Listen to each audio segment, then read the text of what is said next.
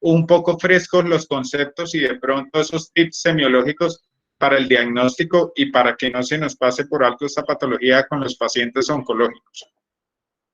Bueno, a continuación entonces les voy a hablar de las emergencias oncológicas principales. En esta tablita entonces les resumo cuáles son las emergencias oncológicas principales para abordar. El taponamiento cardíaco, el síndrome de vena cava superior, las metástasis cerebrales con el síndrome de hipertensión intracraniana y el síndrome de compresión medular. Esos son los temas principales que vamos a abordar dentro de estas urgencias oncológicas mecánicas. ¿Listo? ¿Por qué se llaman urgencias oncológicas mecánicas? Porque normalmente son obstrucciones derivadas de la compresión que produce el tumor sobre un órgano vital en el cuerpo humano.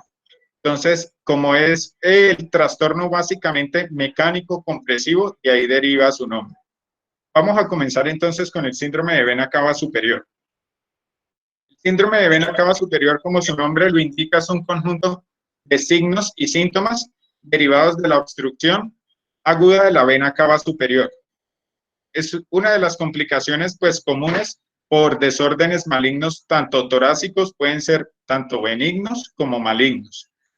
La gran mayoría de causas del síndrome de vena cava superior son malignas, eso es importante tenerlo claro, es decir, cuando un paciente nos llega a nosotros al servicio de urgencias y no tengamos el diagnóstico previo de que el paciente tiene cáncer y sí hagamos el diagnóstico de un síndrome de vena cava superior, lo primero que debemos sospechar es que la causa es maligna, hasta en un 80 o un 85% de los casos nos reporta la literatura como causa. ¿Listo? ¿Qué vamos a ver dentro de los cánceres que más comúnmente producen síndrome de vena cava superior? El cáncer de pulmón, en primer lugar, y los linfomas. Cáncer de pulmón, tanto de células pequeñas como no pequeñas, y los linfomas especialmente a nivel mediastinal, que pues, como su nombre lo indican, por su ubicación pueden comprimir la vena cava superior y ocasionar toda la sintomatología. Esta diapositiva es muy didáctica, la saqué del New England Journal, donde se evidencia como un tumor a nivel mediastinal, como ustedes pueden ver ahí, paralelamente a la vena cava superior ocasiona su obstrucción. Es muy bonita la gráfica porque se ve toda la ingurgitación a nivel venoso que ocasiona, tronco brachiocefálico, las yugulares, y pues básicamente de eso deriva toda la sintomatología. Y así, miren de pronto la cara del paciente, así es como lo vamos a ver en la clínica. El síndrome de vena cava superior es una enfermedad que se diagnostica al ojo entrenado. ¿Por qué? Porque hay un signo semiológico muy importante y lo tiene este dibujo, que es el edema en esclavina, el edema facial que tiene este paciente, las colaterales a nivel periférico, su ingurgitación venosa, es decir, es una fase bastante aparatosa, una fase bastante abotagada, en la cual vemos la complicación tumoral que nos puede producir el cáncer. ¿Listo? Esta tabla lo que nos muestra son, aquí agrupadas, como ustedes pueden ver, en primer lugar, las causas malignas y más abajo, de último, las causas benignas. Dentro de las causas malignas, según este estudio que está publicado en el 2017 en Hemato-Oncology en las clínicas de Norteamérica, podemos ver que dentro de las causas malignas, en este caso, el más común fue el cáncer pulmonar de células no pequeñas. Más o menos puede llegar a redondear hasta un 50% de los síndromes de vena cava superior. Por ahí debajo los otros cánceres pulmonares, el linfoma, otras metástasis a nivel regional. Y dentro de las causas benignas podemos ver que es algo muy común, que a veces se nos escapa, los pacientes que se encuentran en hemodiálisis. Es muy común que los pacientes que les realizan implantaciones de catéteres, majurca o catéteres tunelizados, son pacientes que les han manipulado en múltiples ocasiones su árbol vascular. ¿Qué significa eso? Que hay una fibrosis y una cicatrización secundaria a todas estas múltiples manipulaciones a la hora de instaurar el catéter, y este catéter de hemodiálisis se puede trombosar o se puede ocluir y eso puede conllevar a un síndrome de vena cava superior. Ya por ahí otras causas un poco menos frecuentes está la tuberculosis, otro tipo de infecciones, pero pues lo principal que quiero que se lleven a la casa es que las causas son malignas. ¿Listo? Esto es prácticamente de lo mismo. Este ya pues es una tablita del New England Journal en lo que muestra pues unos distintos porcentajes, lo mismo que estábamos viendo en la diapositiva anterior. ¿Listo? Importante, la primera causa, el cáncer de pulmón, carcinoma broncogénico. Hasta en esta, según esta referencia, un 85% de los casos. Por debajo de ese, en segundo lugar, el linfoma. En este caso, el linfoma no Hodgkin, la segunda causa. ¿Listo? Causas no malignas, como pueden ver, el porcentaje es muy bajo. ¿Listo? Muy importante, siempre debemos sospechar el síndrome de vena cava superior con dos síntomas típicos principales. Depende de la literatura donde ustedes los revisen. Una literatura dice que el síntoma capital es la disnea, pero en otras revisiones hemos encontrado que el síndrome, o el, perdón, el signo capital es el edema en esclavina. En este caso tenemos que el edema facial pues ocupó en frecuencia un 82% de los casos, como ustedes lo pueden ver en esta tabla del New England, y la disnea está un poco más abajo. Esos serían los dos síntomas, pues, principalmente que nuestro paciente va a presentar, y así es como lo vamos a ver. Siempre interrogar al paciente si tiene disnea. La tos también es muy importante, muy frecuente, aparte del edema facial. Y pues lo otro que vemos a la inspección, la aparición de colaterales, la ingurgitación venosa, la distensión a nivel de la vena yugular, y el resto de cosas un poco menos frecuentes, inclusive la cefalea, el síncope, etc. Las manifestaciones clínicas van muy de acuerdo al grado de obstrucción. No es lo mismo, pues siempre vamos a ver un síndrome de vena cava superior marcado dependiendo obviamente del tamaño tumoral, como vamos a ver los inicios de un síndrome de vena cava superior en el cual el paciente no va a tener una fascie tan abotagada, un edema en esclavina, pero sí puede tener la disnea, puede tener la tos. Entonces es muy importante ahí sí de pronto auxiliarnos de lo que vamos a ver más adelante, que son nuestras ayudas diagnósticas para llegar al diagnóstico final. Es muy... Doctor, qué pena, ¿le puedes dar ahí en ocultar? Ahí en esa partecita donde dice compartiendo tu pantalla, por favor. No, Okay. en la parte de abajo. Ahí puede Dale, ser. listo. Perfecto, sí. Muchas gracias. Ok. Sí, sí, señor. Hay Dale. distintos grados, distintas clasificaciones del síndrome de vena cava superior. Esta escala me gusta mucho, la escala de Yale. De pronto, en el afán de nuestra rutina diaria en los servicios de hospitalización en urgencias, a veces omitimos las escalas y en realidad las escalas son muy útiles porque nos definen qué tan grave está nuestro paciente y de acuerdo a la gravedad podemos predecir o determinar su pronóstico. Esta escala lo que nos muestran son distintos grados que va desde el 0 al 5, desde asintomático, un síndrome de vena cava superior asintomático, hasta un síndrome de vena cava que de no tratarse puede llevar a la muerte. ¿Listo? El diagnóstico, entonces, muy importante saber y tener en cuenta que el gold estándar, el estudio con más sensibilidad y especificidad en este caso, son los estudios del tórax con contraste.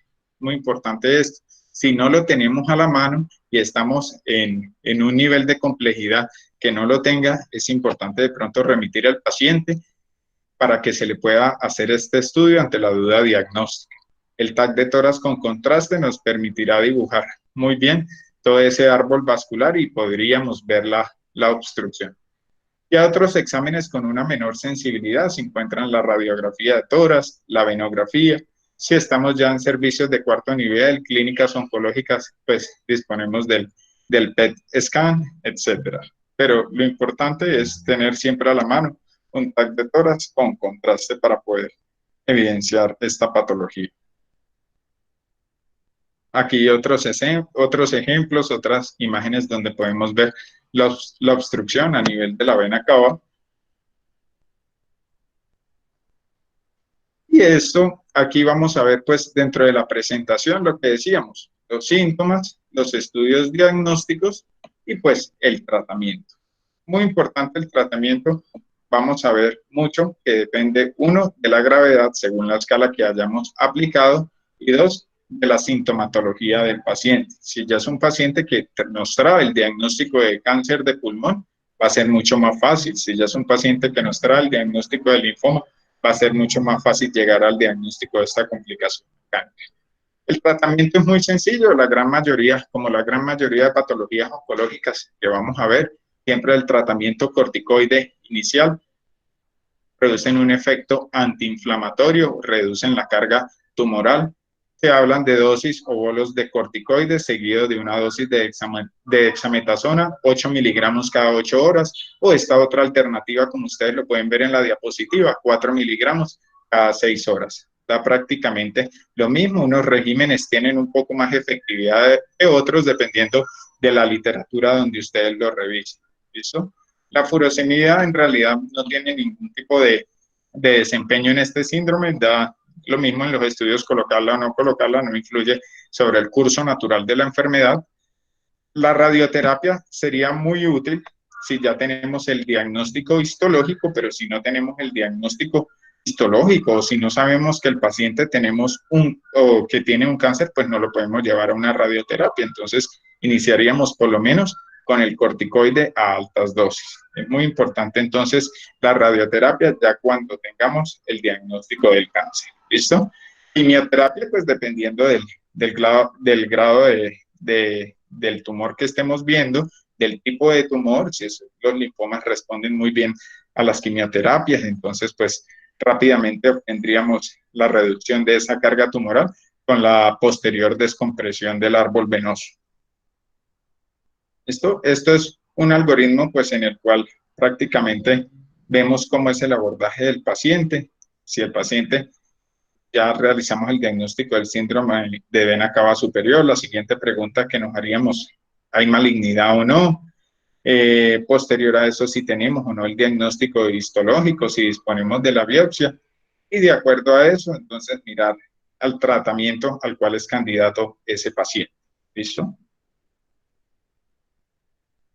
Pues otra alternativa, ya por radiología intervencionista, pacientes en los que es muy difícil obtener la disminución de la carga tumoral. Esto es algo que está muy en boga, lo hacen en centros de cuarto nivel, en los cuales, pues, por medio de esta especialidad, nos auxiliamos de un stent a nivel de la vena cava, a nivel del sitio de la obstrucción, que nos mantiene el flujo venoso permeable para que esta sangre pueda llegar a la aurícula derecha del corazón de forma eficaz. Esto aliviaría los síntomas.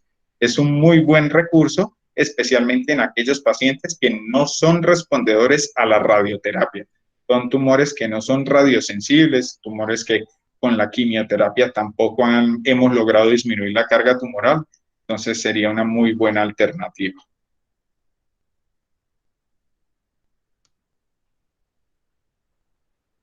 Listo, vamos a pasar entonces a la siguiente urgencia oncológica mecánica, que es el síndrome de compresión medular. Este síndrome de compresión medular es una entidad que se nos escapa mucho también, porque si no vamos un poco más allá de lo que pensamos usualmente, del lumbago, de la ciática, de esos abuelitos que siempre les duele la columna, que tiene artrosis, que nunca nadie se les ha preguntado, le ha hecho un estudio a nivel de la columna, pues se nos puede escapar el diagnóstico de esta enfermedad. ¿Por qué? Porque precisamente su síntoma capital es el dolor. ¿Listo? Síndrome de compresión medular, como su nombre lo indica, un conjunto de signos y síntomas que son derivados de la compresión a nivel del canal medular y pues del daño nervioso consecuente a esto. ¿Listo? Según la literatura donde revisemos, pueden desarrollarlo hasta un 5% de los pacientes con cáncer. Yo pienso incluso que esta complicación puede ser mayor. El 20% de los casos en un cáncer puede ser la presentación inicial, es decir, el cáncer nos puede debutar así, como un síndrome de compresión medular tumoral. Dentro de las neoplasias o de los cánceres más frecuentes que lo que producen, el mieloma múltiple, con su ya conocido daño a nivel óseo, el linfoma Hodgkin y no Hodgkin, el cáncer de pulmón, el cáncer de mama, el cáncer de próstata. ¿Listo? Son cánceres que, por decirlo de una manera coloquial, les encanta mucho atacar el hueso. Entonces son los primeros cánceres que debemos pensar cuando hagamos ya el diagnóstico del síndrome de compresión tumoral. Dentro de los mecanismos, pues hay varios datos que se deben tener en cuenta. Hay una diseminación hematógena de las células tumorales, por supuesto. Hay una extensión de estas células a nivel epidural, hay un daño óseo. Ese daño óseo posteriormente conlleva una compresión extrínseca del canal medular. O también lo podemos obtener derivado de fracturas patológicas. Un paciente con cáncer que tenga una fractura patológica y dicha fractura pues provoque una compresión directa a nivel de dicho canal, ¿no? Es muy importante esto. El sitio más común, y en eso sí concuerda todos los artículos médicos donde revisemos, que más se producen a nivel dorsal, o sea, en la columna torácica es donde vamos a ver más frecuentemente el síndrome de compresión medular. En segundo lugar, la parte lumbosacra es el sitio más común, pero con un porcentaje mucho menor. Y por último, a nivel cervical, ¿listo? Pero para que lo tengamos siempre en cuenta, estas compresiones medulares no tienden a ser bajas, sino a nivel medio de la columna, es decir, a nivel torácico. Hasta un 40% de los casos pueden haber afectaciones a distintos niveles de la columna. Por eso dice que la afectación de múltiples niveles puede llegar hasta en un 40% de los pacientes con cánceres muy avanzados. Dentro de las manifestaciones clínicas, pues vamos a tener las manifestaciones neurológicas o compresivas derivadas del daño radicular que produce este síndrome. Entonces, es muy importante, y como yo les decía al inicio de la presentación, el dolor es el síntoma capital.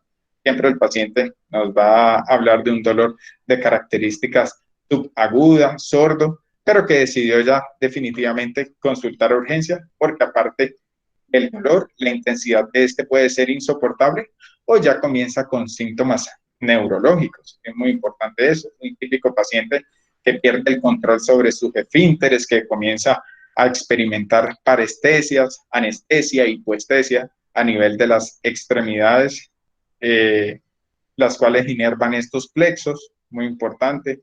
Puede haber también, pues, aparte del déficit sensitivo que les acabo de nombrar, el déficit motor en dicha extremidad, y muy importante, el dolor es el síntoma capital. También hay pacientes que de un momento a otro pueden dejar de caminar, pacientes que debutan con una paraplegia, y esta sería la forma de presentación.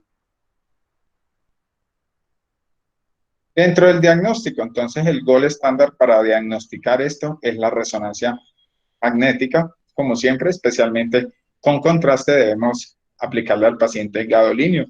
Su sensibilidad ronda el 93%, con una especificidad que casi llega al 100%. Aquí en esta gráfica de este artículo de Mayo Clinic podemos ver precisamente a nivel, pues, algo límite cervical con torácico, la compresión ahí medular, el daño que evidencia la médula en este caso, en esta gráfica. Y hay otras técnicas, pero un poco menos sensibles, dependiendo del sitio donde estemos, como son la tomografía, el TAC, que si lo tenemos disponible, pudiese ser idealmente con contraste, pero ya sabemos que no es el estudio ideal. ¿Listo? ¿De qué nivel solicitar la imagen? Pues normalmente siempre la imagen va muy encaminada al sitio donde tenga el dolor el paciente y acorde a la clínica, ¿listo? Entonces, lo que nos va a guiar a qué parte de la columna debemos resonar es el sitio donde tengamos el dolor o los sitios contiguos o anexos donde haya dolor.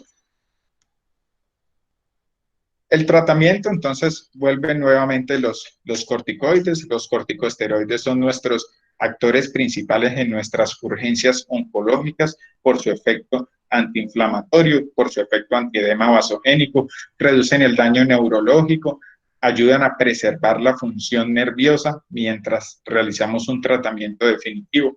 Nuevamente vemos los regímenes con dexametasona similares a los del síndrome de vena cava superior. Posterior a esto, la radioterapia.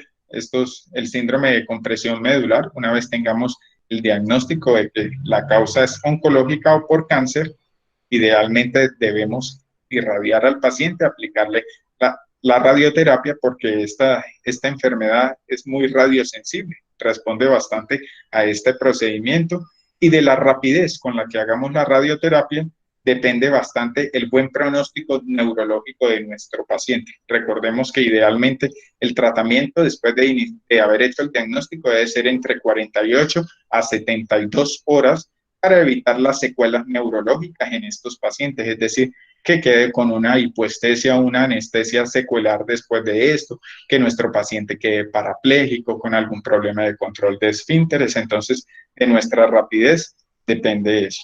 ¿Listo? Siempre pues para el pronóstico tener en cuenta el tipo de cáncer, cómo estaba el paciente clínicamente antes de esto, la respuesta al tratamiento, la voluntad del paciente. Todas estas cosas dependen del pronóstico, el apoyo familiar, las condiciones sociodemográficas. Dentro de las siguientes urgencias oncológicas, entonces vamos a ver las metástasis cerebrales. Dentro de las metástasis cerebrales, pues aquí mismo van derivadas de esto es el síndrome de hipertensión endocraniana. Eso que nos pueden ocasionar múltiples metástasis. Dentro de la forma o la presentación, la clínica, es muy importante, pues dependiendo del lugar de la metástasis, el síntoma capital, perdón, va a ser la cefalea, déficit neurológico focal, pacientes que comienzan con algún déficit motor o algún déficit sensitivo en alguno de los hemicuerpos. Podemos haber vómitos, cefalea, papiledema, si ya hay una hipertensión endocraniana como tal. Podríamos tener esta triada alteración del estado mental, dependiendo del grado de hipertensión endocraniana. Es muy importante lo que vamos a obtener. ¿Listo? Recordemos que hay tumores que les encanta irse para el sistema nervioso central. Dentro de estos tumores, el primario, me gusta en este orden, aunque el orden puede variar dependiendo del sitio donde realicemos la revisión, pero el melanoma es clásicamente una de las preguntas que nos hacen en los exámenes, que es el tumor que más metastiza al cerebro. También el cáncer de pulmón, el cáncer de mama, otros tipos de cánceres un poco menos frecuentes también pueden hacer metástasis, ¿listo? Pero recordemos que las metástasis más comunes son estos: pulmón, mama y el melanoma en primer lugar, ¿listo? Y hay metástasis y derivadas de las múltiples metástasis, el síndrome de hipertensión endocraniana, se dice que hay pues un pronóstico un poco más desfavorable para el paciente. ¿Listo? Y no es lo mismo tener una metástasis única sin hipertensión endocraniana que múltiples metástasis con gran compromiso neurológico, alteración del estado de conciencia, que podrían dar al traste con la vida del paciente un poco más rápido. La diseminación de estas metástasis, como siempre lo sabemos, hematógena, muy importante. El tumor viaja por las células sanguíneas y llega a ese órgano al cual finalmente afecta. El 80%, según esta revisión, se puede ubicar en los hemisferios, en las metástasis, ya un 15% del resto de metástasis se pueden ubicar en el cerebelo y un mínimo porcentaje a nivel de la base del cráneo. ¿Listo? Por eso, como es más que todo una ubicación supratentorial a nivel de los hemisferios, pues de ahí vamos a tener una clínica de déficit neurológico focal derivada de ello. Algo de lo mismo que hemos dicho, los síntomas y los signos principales para tenerlo en cuenta. Muy importante guiarnos siempre dentro de la anamnesis, preguntar que el paciente ya tiene el diagnóstico de cáncer como tal instaurado, porque es más difícil llegar a pensar en este diagnóstico si el paciente no tiene un cáncer instaurado, pero debemos siempre sospecharlo.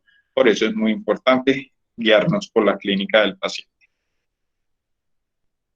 Dentro de los diagnósticos, pues inicialmente la neuroimagen que clásicamente contamos en urgencias es con la tomografía de cráneo simple, pero como siempre, el gold estándar, el estudio con más sensibilidad y especificidad para saber que estamos ante una metástasis, es la resonancia magnética contrastada. ¿Listo?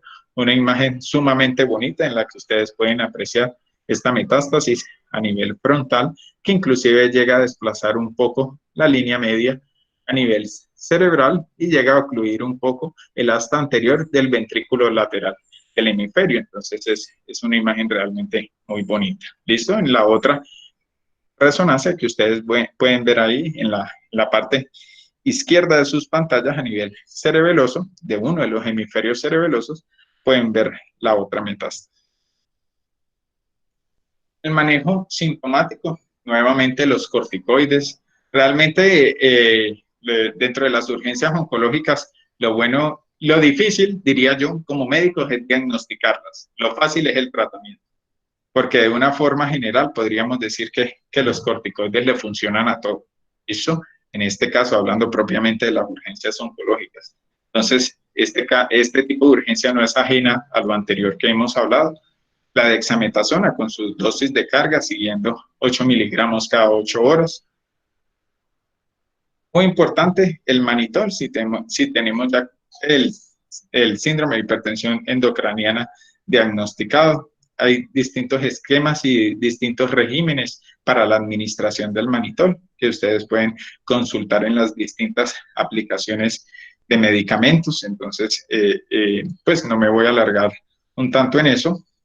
Importante siempre en la medida de lo posible poder realizar la resonancia porque a veces el TAC se nos va a escapar de algunas metástasis que no sean tan grandes. Y pues en cuanto al pronóstico de esta complicación, influye mucho la escala funcional de ECOG. ¿Listo? Muy importante, entre menor valor tenga el ECOG, mejor tendrá el pronóstico nuestro paciente. ¿Listo? Taponamiento cardíaco, ya casi finalizando nuestra charla del día de hoy, otra complicación dentro de las urgencias oncológicas mecánicas. Yo me atrevería a decir que no es una complicación tan frecuente como las otras que hemos visto. En realidad, dentro de la práctica clínica se puede ver, pero no es lo más frecuente. Recordemos que hablamos de taponamiento cardíaco cuando nuestro volumen de líquido pericárdico aumenta los niveles fisiológicos. Recordemos que el volumen normal del líquido pericárdico en el corazón es hasta 50 centímetros cúbicos o hasta 50 mililitros. Todo lo que esté por encima de eso ya se considera derrame pericárdico y se dice que cuando puede exceder los 150 milímetros cúbicos, los 150 cc, pueden iniciar los síntomas de taponamiento, aunque esto no es estándar en todos los pacientes. ¿Listo? Dentro de la presentación clásica, pues ya vamos a ver ahorita. Quiero que primero veamos las etiologías que más comúnmente nos pueden llevar al taponamiento cardíaco, que es en realidad una urgencia bastante aparatosa, son el cáncer de pulmón, el cáncer de mama y el cáncer de esófago. ¿Listo? Importante acá, pues, que veamos siempre el antecedente, si el paciente tiene un antecedente de una enfermedad oncológica ya diagnosticada previamente, llegar a nosotros a decir que hay un taponamiento cardíaco va a ser mucho más fácil que si el paciente nos llega con un taponamiento cardíaco y no sabemos que tiene cáncer. ¿Eso?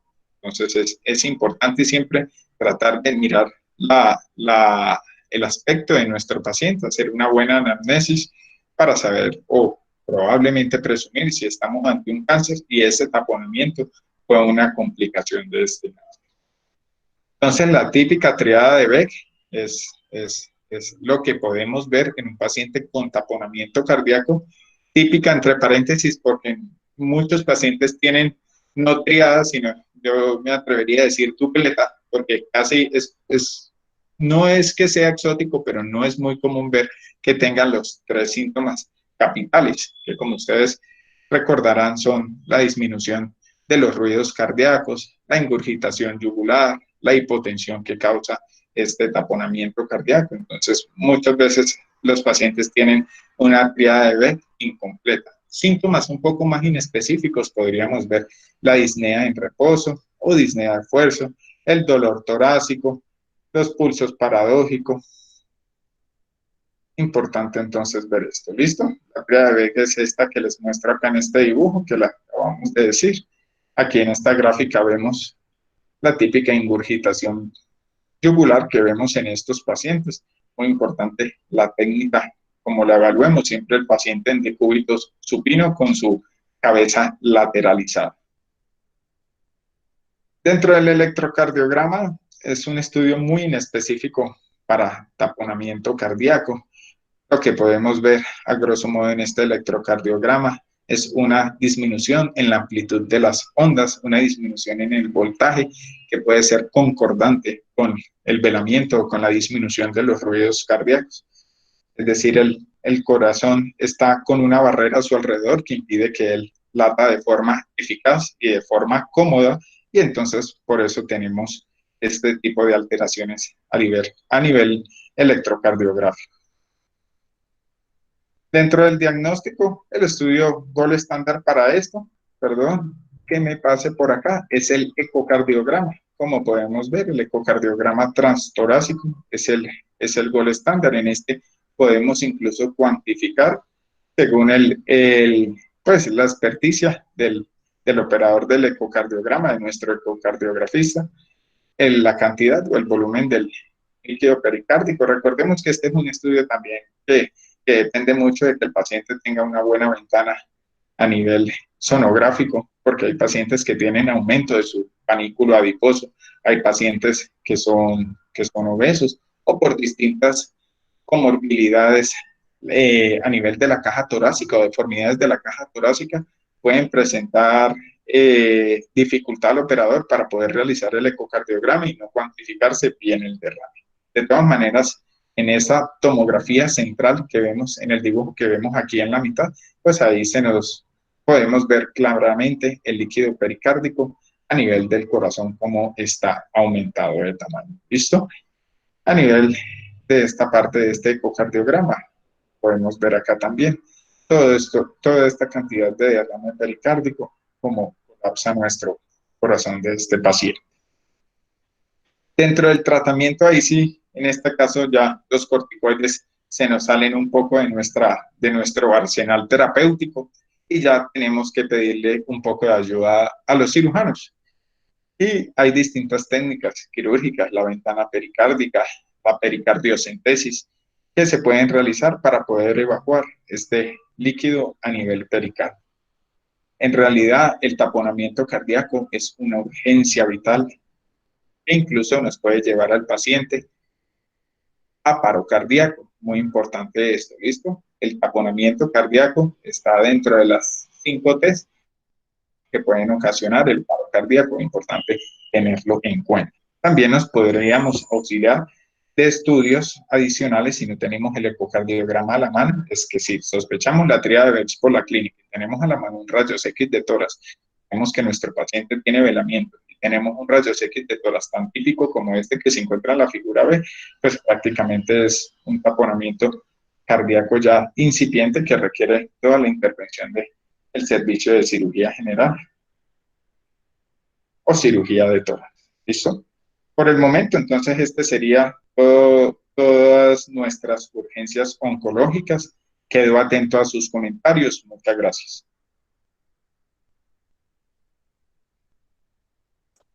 Muchísimas gracias, doctor. Estuvo excelente la charla. Acá tenemos unas preguntitas.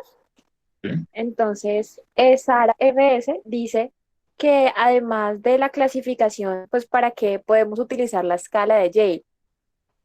Más que todo, la escala de Yale es una clasificación un poco pronóstica, ¿listo? No solamente pues, nos habla acerca de la severidad del cuadro clínico de este paciente, sino también es una escala pronóstica. Y también pues con esta escala nos sirve para poder mirar de forma terapéutica qué sería lo mejor que beneficia a este paciente. Como ustedes pudieron ver, es una escalerita que va por pasos, ¿listo?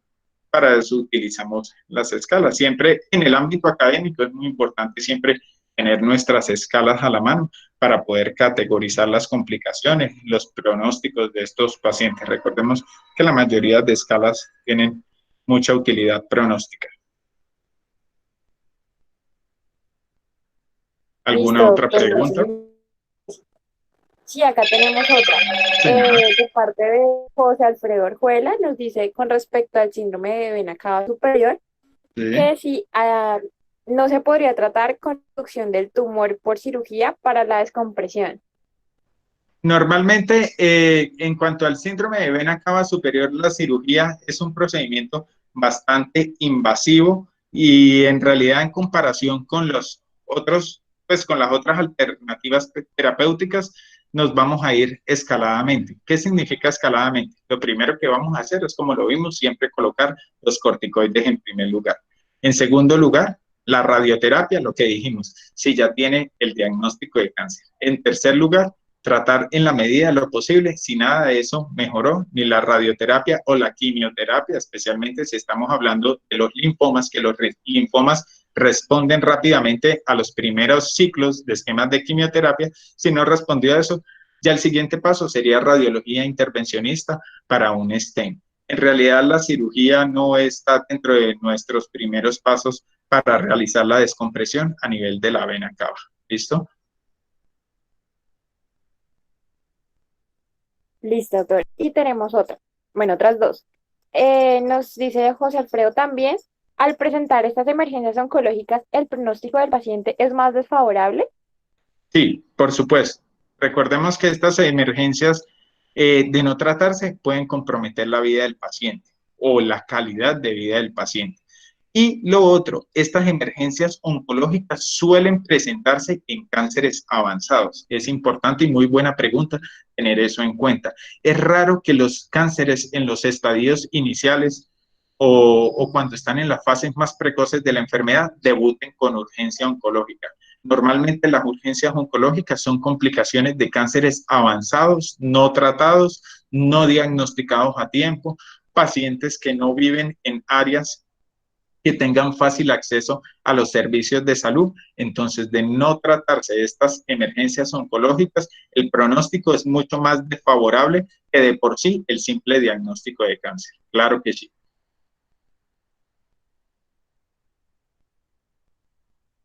Listo, doctor. Bueno, la gente sigue preguntando, nos dice Mildred, con la clínica del síndrome de vena cava superior, ¿se podría hacer algún diagnóstico diferencial?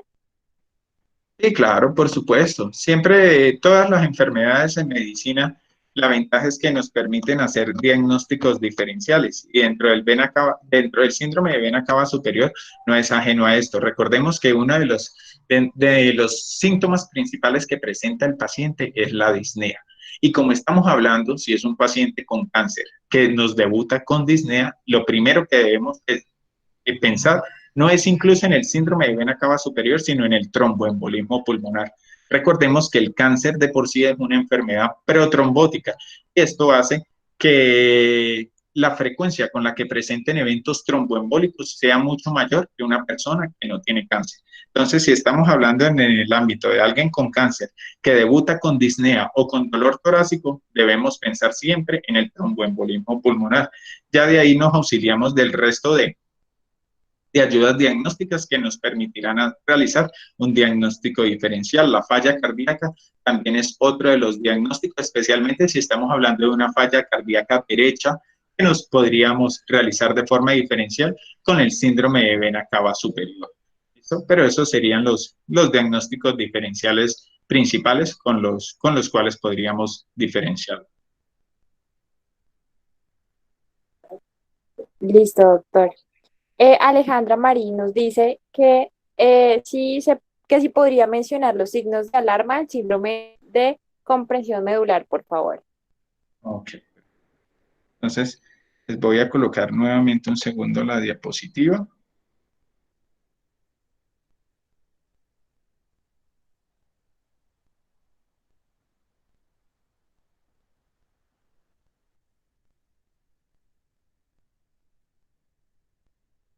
Si alguna otra persona tiene otra duda, por favor puede hacerla. Si quiere por escrito en el chat o puede hacerlo por voz. Dentro del síndrome, ahí ya tienen imagen.